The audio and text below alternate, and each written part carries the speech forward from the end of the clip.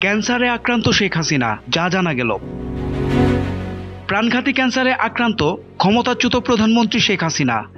এই অবস্থায় তার কোনো রাজনৈতিক আশা আকাঙ্ক্ষা নেই। যতদিন বেঁচে থাকবেন রাজনীতি ছেড়ে পরকালের পাথেয় জোগাড় করতে চান তিনি। শেখ হাসিনার স্বাক্ষর করা এমনই একটি বিবৃতি সামাজিক যোগাযোগ মাধ্যমে ঘুরছে। এবার সেই বিবৃতিটির সত্যতা যাচাই করেছে fact check platform Rumor scanner.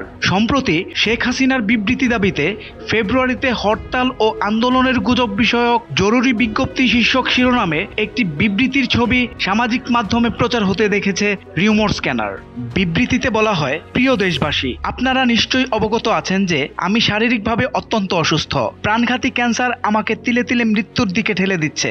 এমত অবস্থায় আমার কোনো প্রকার ক্ষমতা বা রাজনৈতিক আশা আকাঙ্ক্ষা নাই। আমি আজ স্পষ্ট জানাচ্ছি যে বাংলাদেশ আওয়ামী লীগের ফেসবুক পেজ হ্যাক করে বিএনপি জামায়াতের লোকেরা বিভিন্ন উস্কানিমূলক প্রোপাগান্ডা ছড়িয়ে আওয়ামী লীগের শান্তিপ্রিয় নেতাকর্মীদেরকে হরতাল, অবরোধ সহ জ্বালাও পোড়াও কর্মসূচির দিকে চালিত করছে, যা অত্যন্ত নিন্দনীয় ও ঘৃণার কাজ।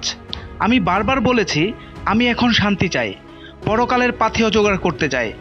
আমি ব্যর্থহীন ভাষায় বলতে চাই, আমি এখনও বাংলাদেশ আওয়ামী লীগের সভানেত্রী এবং এসব সন্ত্রাস ও জ্বালাও পোড়াও কর্মসূচির সাথে আমার বা আমার দলের কোনো সম্পর্ক নেই।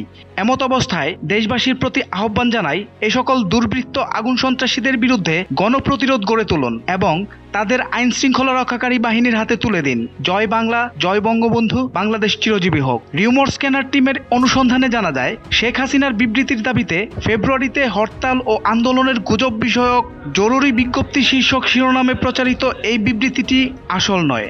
প্রকৃতপক্ষে শেখ হাসিনা এমন কোনো বিবৃতিই দেননি। সোহেল মাহমুদ, দৈনিক নতুন সময়, ঢাকা।